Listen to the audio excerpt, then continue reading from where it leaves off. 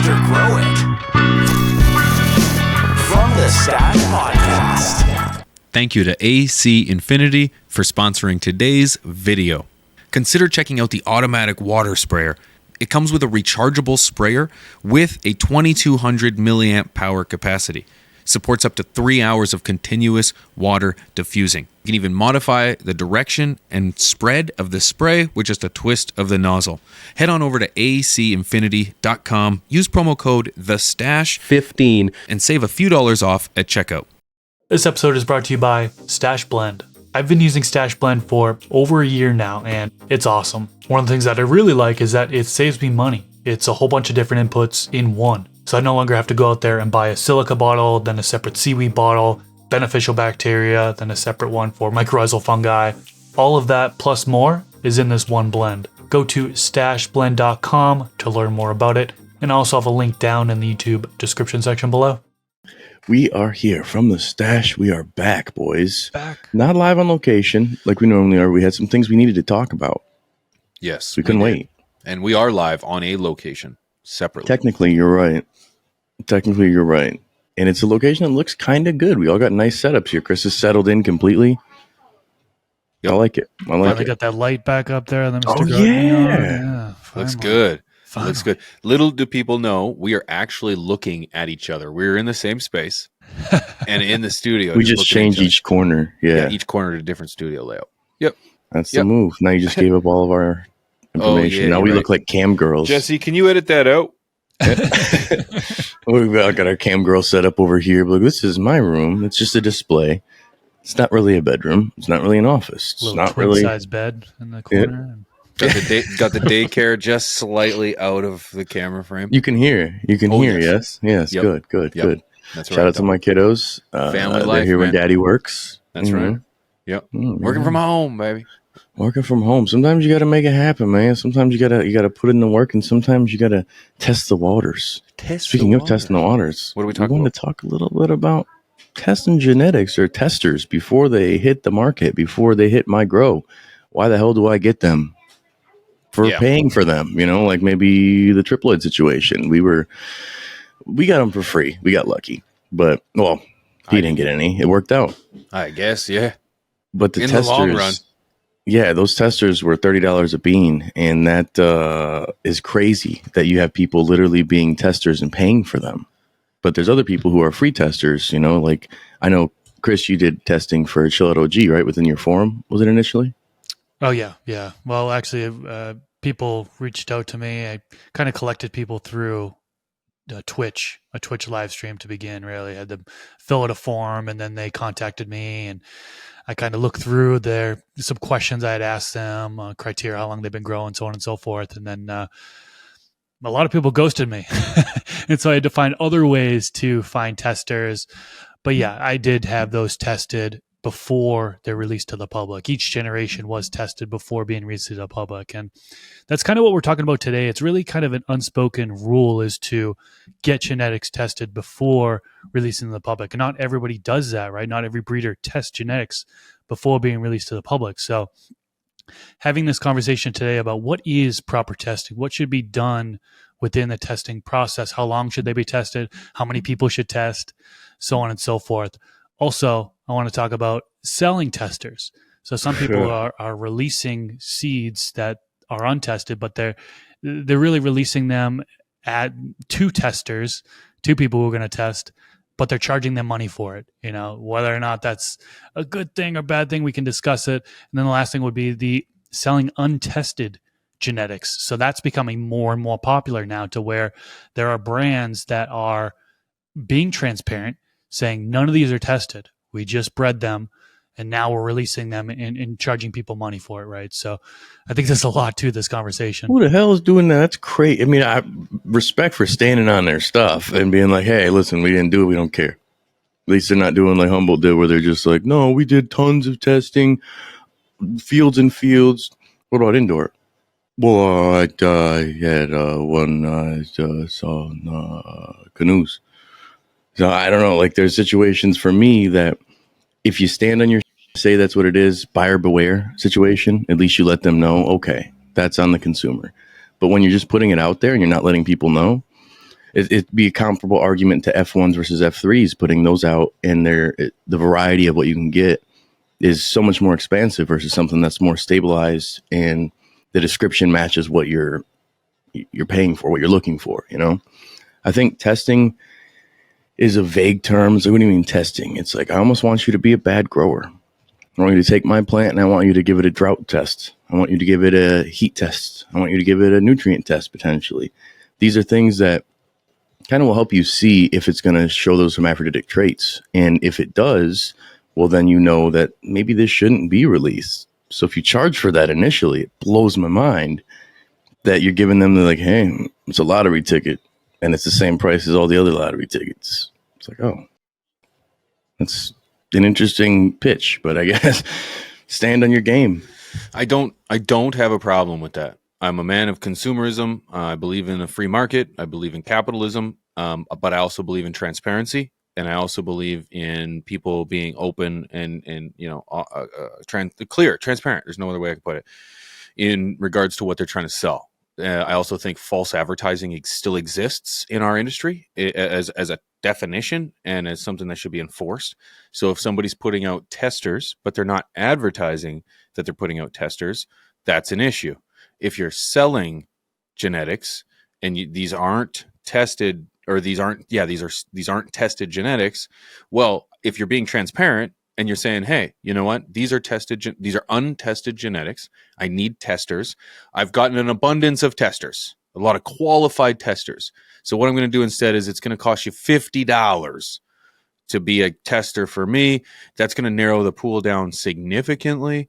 Does it bring out the best growers? Well, you're not necessarily looking for the best growers, as Rob just pointed out, but you're looking for people who are going to document. Documentation is key. Yeah, I don't necessarily, I want you to throw the kitchen sink at it, but I want to know when you threw the kitchen sink, how much of the kitchen sink, what were the results of the kitchen sink, how did the plant respond to it, these kind of things. And if you're not getting that, then it's kind of pointless. But I don't disagree with people charging for untested genetics.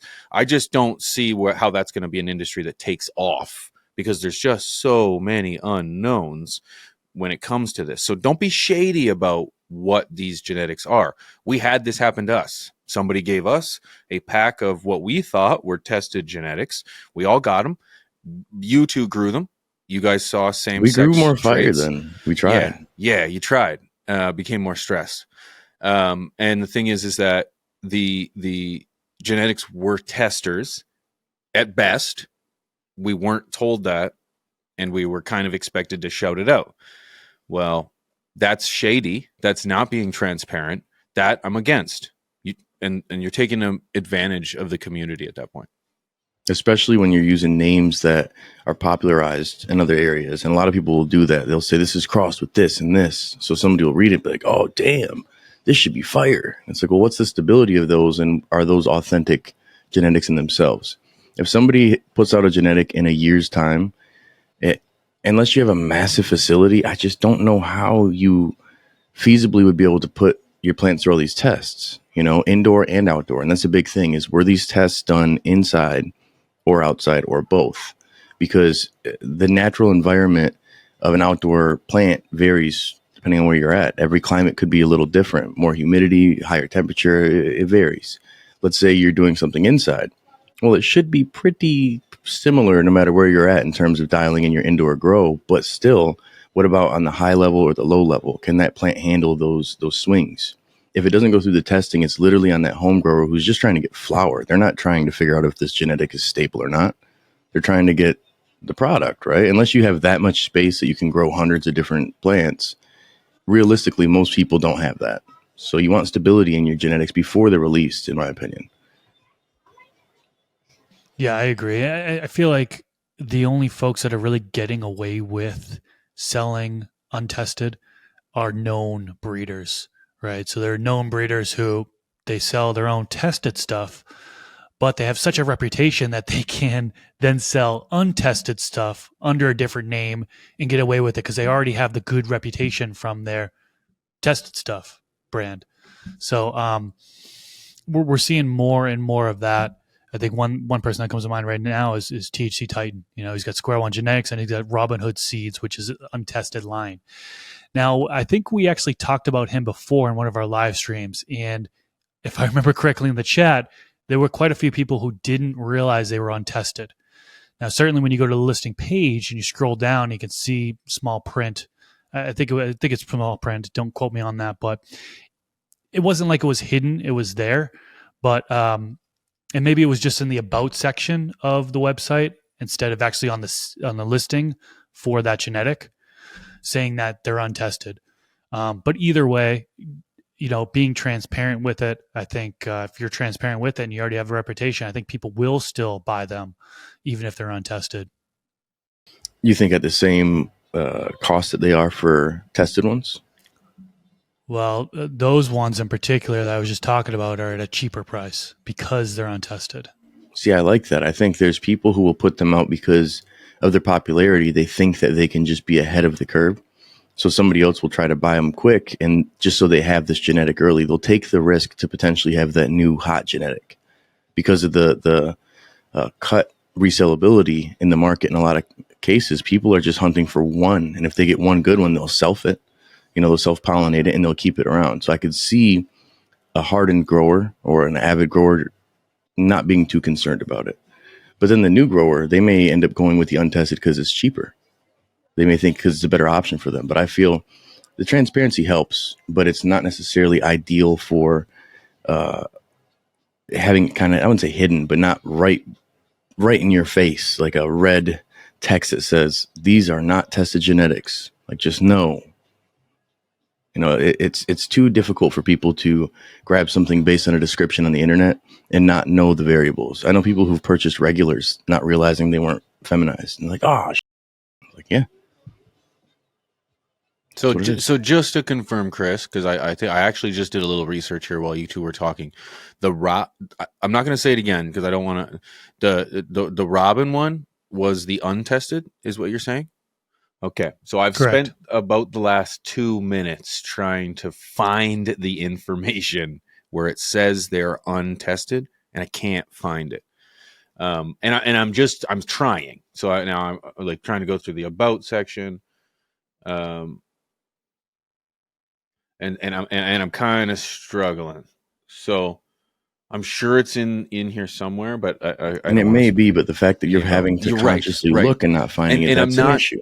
I didn't go to the about. I'm trying to go to a genetic that I thought was interesting, grab the genetic, go to purchase it. And nowhere in the description to the genetic does it say that. That's the thing, is transparency is key. Just be honest and just say what it is. And like, people will still grab it. You look at someone like old Copypuss.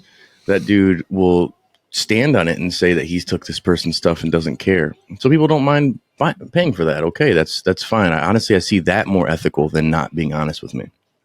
Than me having to look and dig and find, and then it's like, is this what it is? Is it saying they're not tested, or is it saying that they weren't as tested, or that these are more tested? Yeah, I don't know. You want to add to that, Chris, real quick? No, I was just saying, no, I don't have any. I'm sorry. I was going to just no continue. Comment. I'm not going to say that this could be very much oversight more than anything, because most times I know sometimes when I create something for my audience, I have this idea that they already know what I'm talking about when I put something forward, and that's a fallacy. Thinking someone already knows what you're talking about isn't the way you should go into something. And maybe that's the way that they've gone with this website, thinking everybody knows this isn't us. This is the untested stuff. When in reality, it's like, no, you've gained a big audience since then that don't know, maybe. I'm just trying to, I don't want to call anyone. I don't want to use our platform to call anyone out directly in this regard. Say it with your chest, Pete. Nope. I am. And what I'm saying with my chest is I don't want to call anyone out. I'm confident. I'm not confident. I would just like to err on the side of benefit of the doubt and assume that it's just slight oversight. And because of a conversation, we know what happens sometimes when the three of us sit down and have a conversation. We've changed things. So, maybe we've changed things. We've changed things. So it's like maybe they'll. I don't know how to say it. It's just like maybe someone's gonna read and be like, they're right. Maybe I should add that. Yeah, and I think because that's we did the just key think of thing this is- on the go. Had I thought we were going to be calling them out like this, I would have messaged them first and be like, "Hey, did you guys have any idea that?" And then maybe got a response, and then brought that information here. But this just came out in conversation, and I just want to be very clear about that. That's all. Yeah, I agree. I think that the difference is just like the popularity of some of these brands. They have the responsibility to do this. You know what I'm I saying? agree. Like I agree. it's not on us random dudes on the internet to be like, oh hey, you don't forget this. It's like, dude, how many employees do you have? Like, if you're a company, if you have two different brands, and you're selling beans that aren't even tested, your margins are freaking crazy. So you should have enough to pay somebody who's your webmaster or just a virtual assistant who's on top of these things and make sure that the website's good, solid and tight and right. You're doing like some PR or basic control of your brand imaging on the internet, and you're making sure that all these things are done well. I think that breeders who are one-man bands or one-person bands, it makes sense. It's tougher. Some of them don't even have a website, or some of them have nobody assisting with what they're doing. I mean, you got Chris who's using his personal grow for his breeding grow and already sacrificing that, let alone his time and all these other things. So then the website literature, the wording on the website for your copy, that could be an oversight. You got so much going on, you know what I'm saying? It could be totally an oversight. But when you put out the transparency of, hey, this is an untested genetic, that's totally buyer beware. Customer, it's on them. It's consumers' responsibility. Now, there's the other side of things where people are just putting out all these genetics consistently in their F1s. Do you guys see that being an issue at all with F1s being just a consistent thing they're pushing out? Because some people do want to pheno hunt and find different variations, and other people want to get what the breeder's saying it is. Yeah, there is some controversy behind F1s being released, whether or not they should be released. And, I'm in the camp that they should be released as long as they're tested, right? We're assuming at this point that they've been tested and there's no herm that is going to, there's not a lot of herms being identified so that they're able to be released. All right. I'm not going to say 100% no herm rate because that life finds a way, right? So you could totally have tested stuff and still get herms. It happens all the time. So anyways, if a majority of them are not herms and they're released as F1s, I think that's okay. And the reason why is because you can get the characteristics that the direct parents are displaying most likely, right? So like you're more likely to get that when you go down to an F2. It kind of opens up the gene pool a little bit from my understanding, so you can get even more characteristics, and then it kind of narrows down once you continue to work the line F3 and beyond, and it narrows it down to the characteristics that the breeder was kind of looking for. So through the different generations, you kind of have your choice of, hey, would you potentially want just characteristics that come from the parents? Well, maybe you want F1s, maybe you want a variety, because you could get a good variety from the F1s. So you want to hunt those down. Or maybe you want to tap into the genes even more and go F2s, or maybe you want what the breeder is looking for, and that's why you go after F3s, F4s, F5s, and so on and so forth. So I think they all have a place. I totally agree. I totally agree with you. And as I said earlier, I agree with charging for them as well. I do think it's okay that if you are totally transparent that this is an F1, an F2, an F3, an S1, so on and so forth, all the way down the train, and which way, backwards and forwards. If as long as you're being transparent, there can be a cost to it as well. Should an F1 cost as much as an F3? In my opinion, no.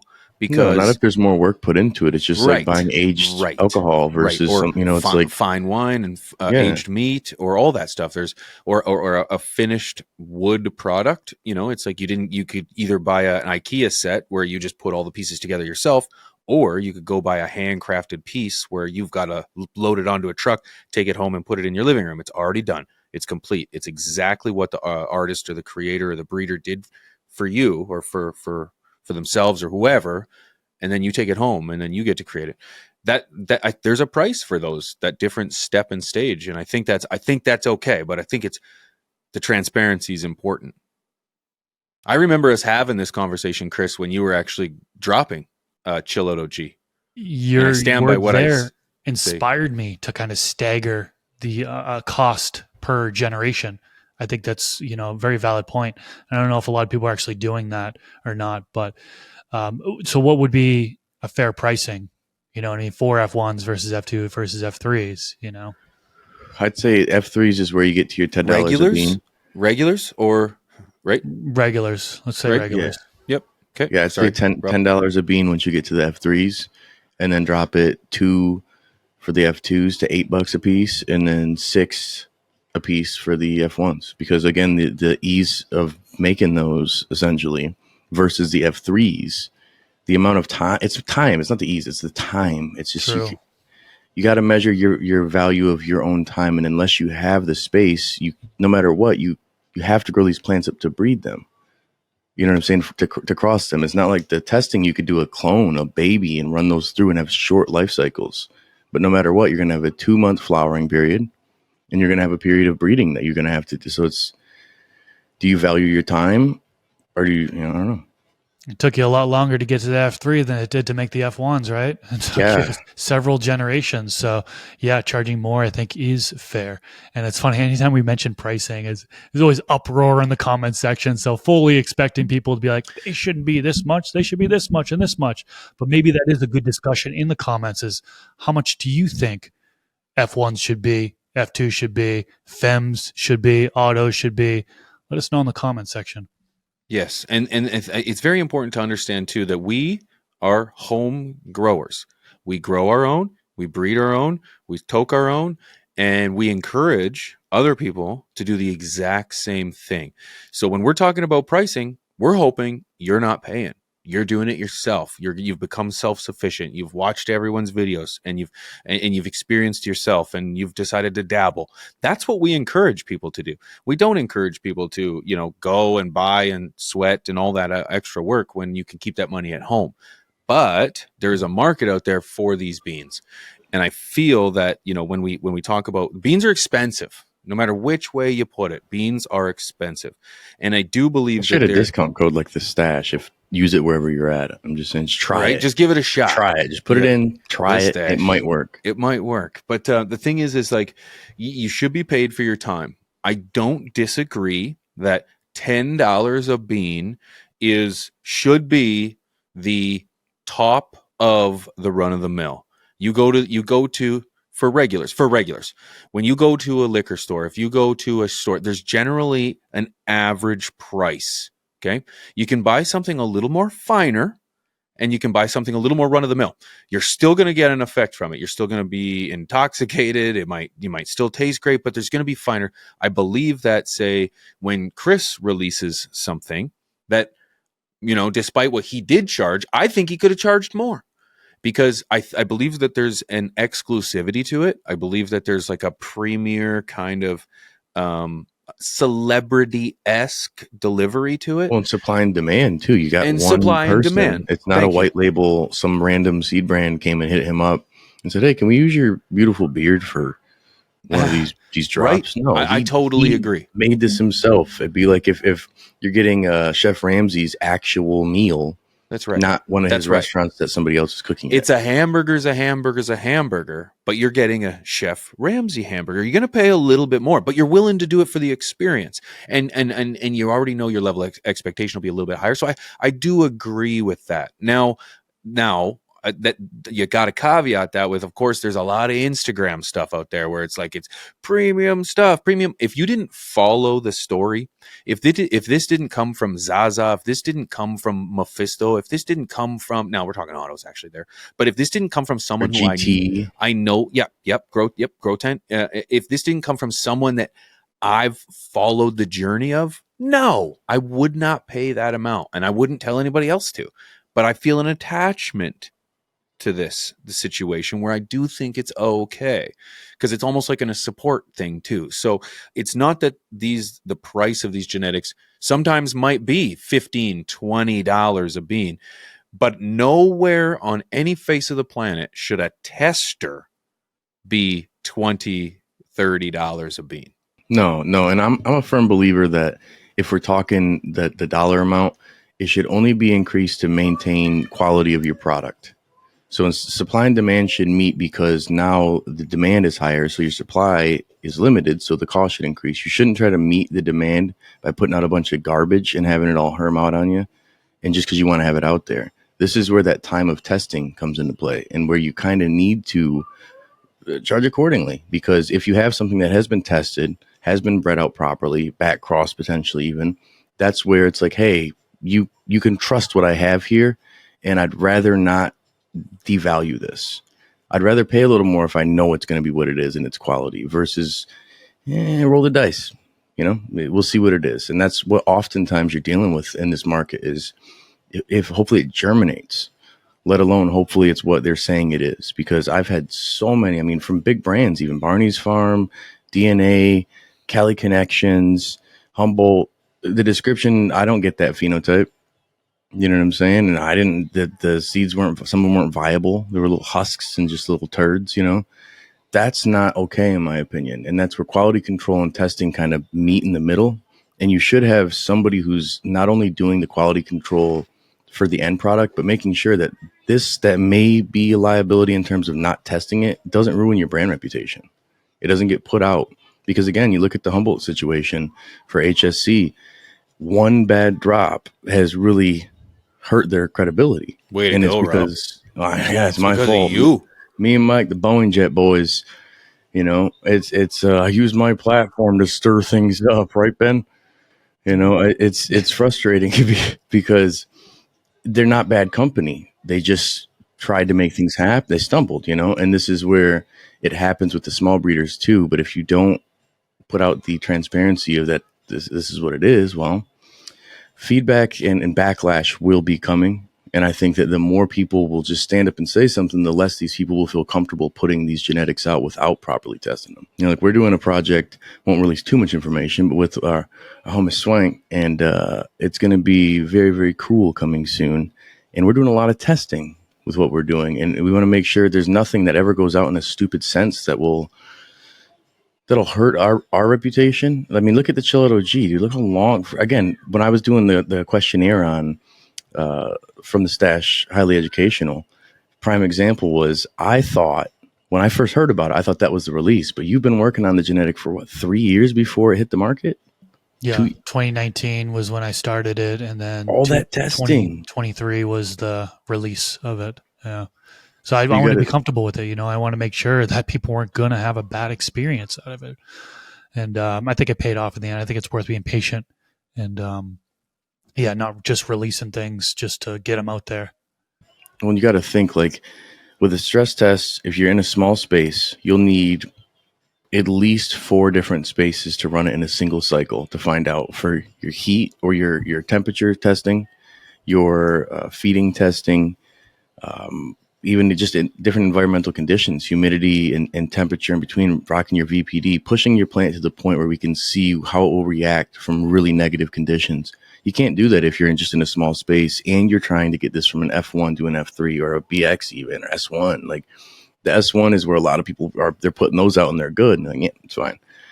I don't think that there's enough testing done by the breeder before it hits the market in the sense of thinking about the end product consumer who may be novice, who may be in Vegas, who may be growing outside or inside.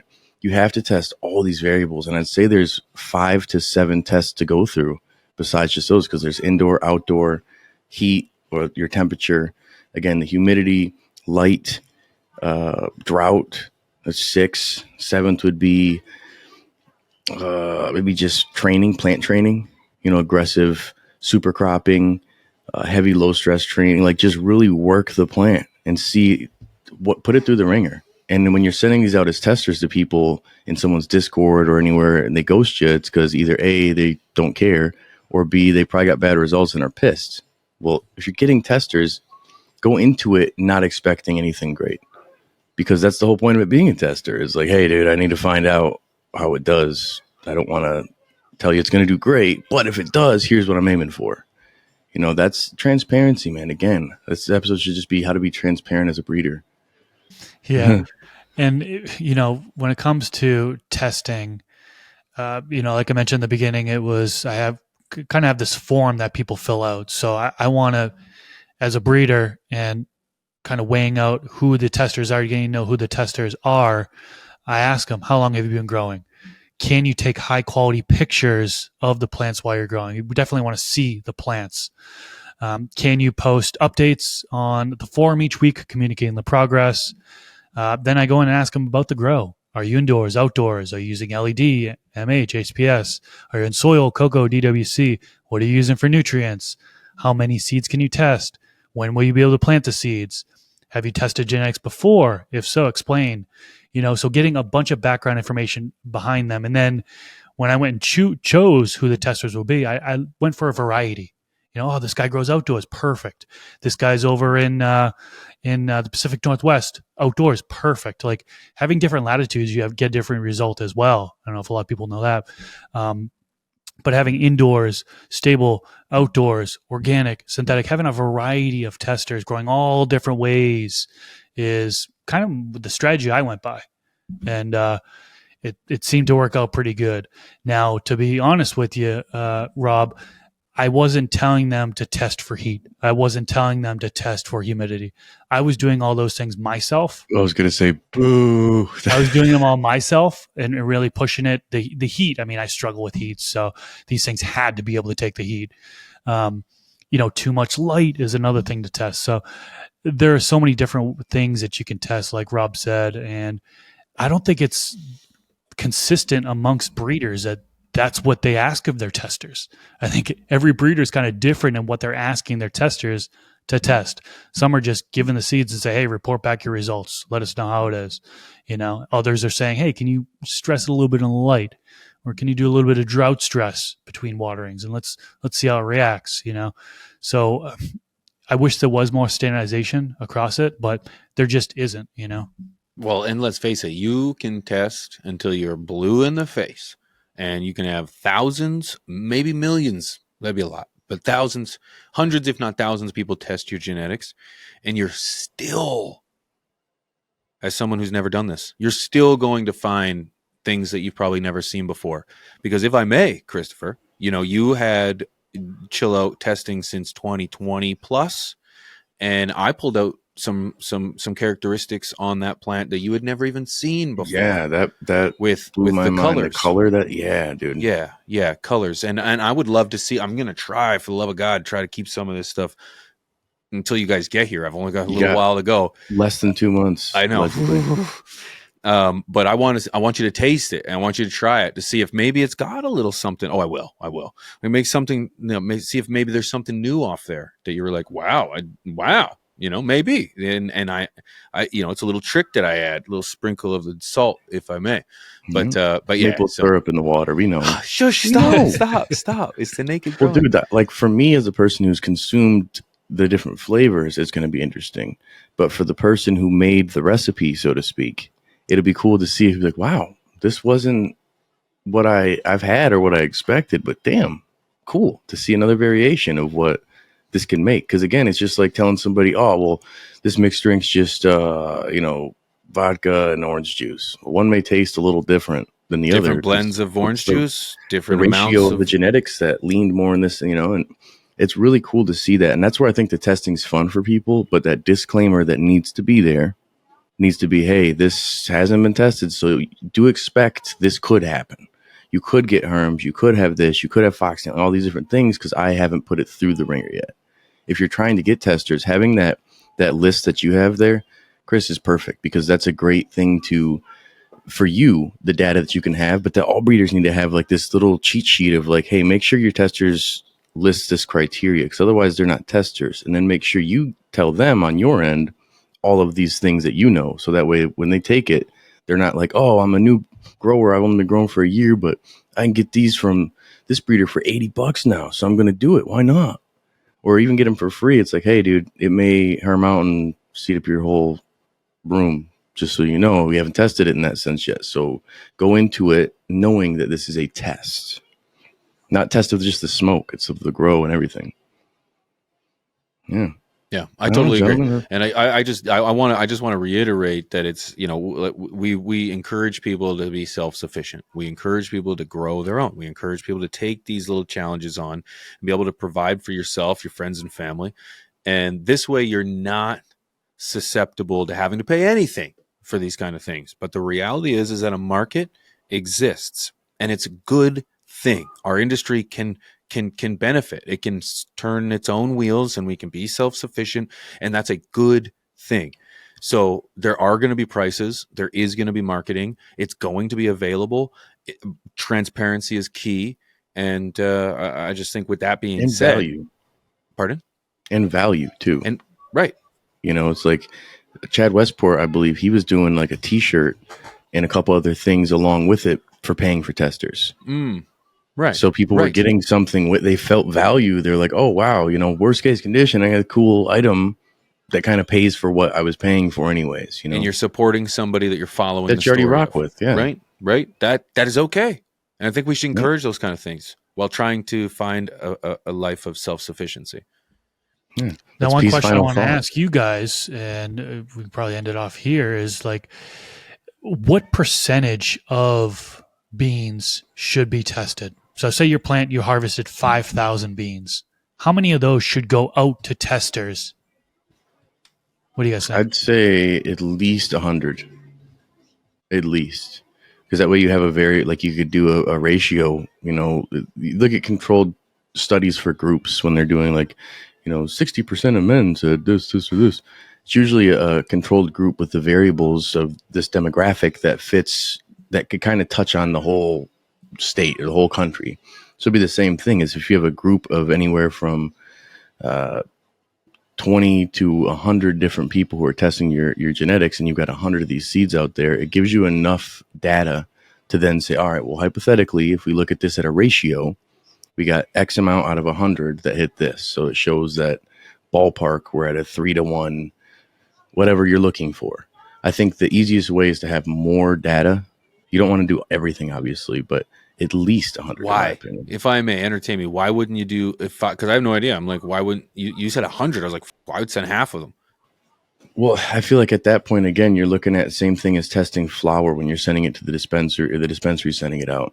You usually send X amount, and it's supposed to measure through the whole plant. Now, tops and bottoms of the plant will be different. Mm-hmm. The viability and quality of the seed itself, I think, is where you measure it. So if you have 5,000 quality beans that all are, uniform and viable, out of those, you just look at it as a ratio, as a 5-to-1 ratio, and so you send out 100 of them or 1,000 of them even, and that would be your measurement, so to speak. And you break that down as a controlled study. Okay, so then what do you do with the other 4,000? Sell them. But if these are, but if they're so you're putting them through the test before. Okay, I'm going to assume so you have the data. But let's assume, because I've never done this before. So let's assume that you send because this is your first time, Chris. You're assuming this is our first time. I'm going to say you just got 5,000 seeds. This is an F1, right? Could be any generation, really. Well, if you're starting, if you're starting off, are you testing F1s? Well, that would be if you're going to sell the F1s. Yeah, you should definitely. If you're not going to sell the F1s, then you wouldn't even bother testing it, in my opinion. But if you're going to be breeding those, crossbreeding those.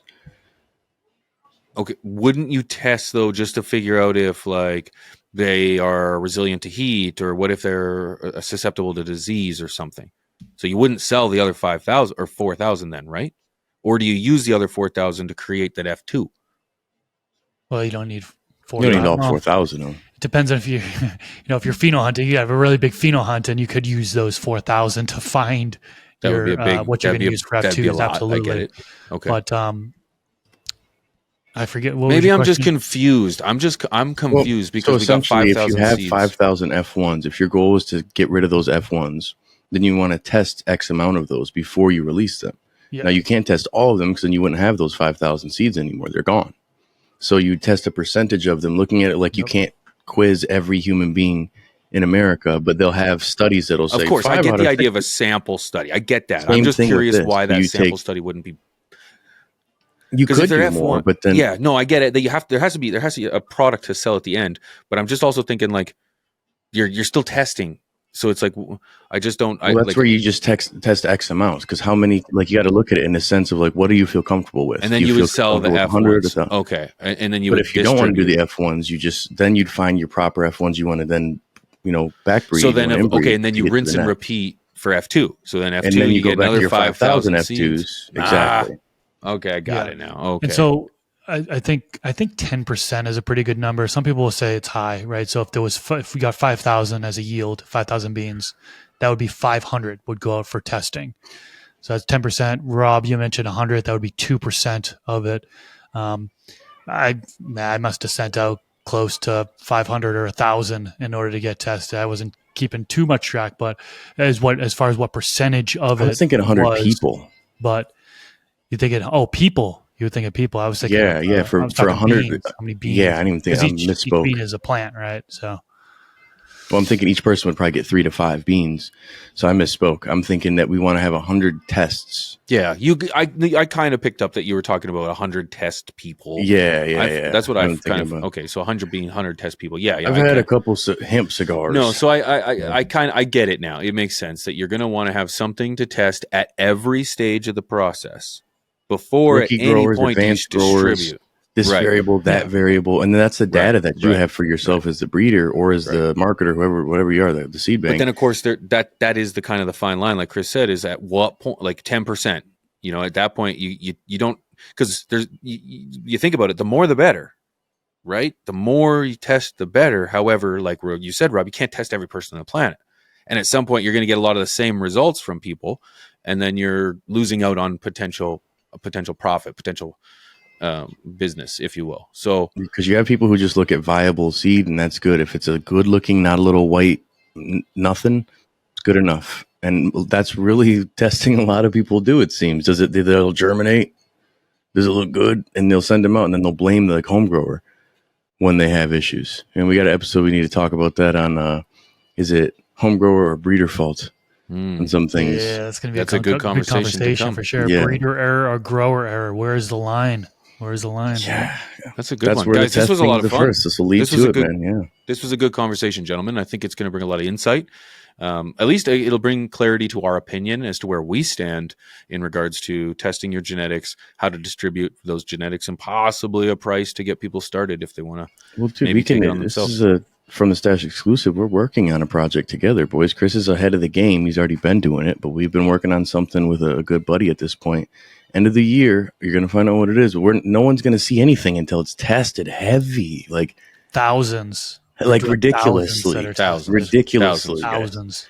Like it's to the point where, again, our reputation is on the line. It's the same thing with Stash Blend. We didn't say what it even was for a whole year. Perfection is, yeah, insane. right. Perfection is the only answer for us. So it's that's what satisfies the three of us, and it's We're very freaking exciting. Tripod boys. Tripod boys beats being a trichrome.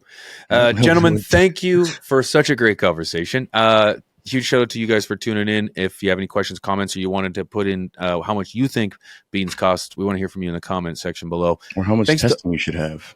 Thanks to how What much do you testing think should be done for testing? I want to know good that one. in the comments too. So put that down below. Sweet, guys. I was going to say thanks to all of our patrons, but I think we got a little ad that comes on after. So thanks to our patrons. Thank See you guys. Much love. Peace. Peace. Yo, a huge shout out to all our patrons. Rob, Chris, and I want to thank you for your continued support. We wouldn't be able to do content like this if it wasn't for you. If you're watching this and you want to support us, you head to patreon.com/fromthestash. You're going to see stuff that you won't see over here. You'll help support the show, and you can get your name listed at the end of the show. Guys, thank you so much for the support. We thank you.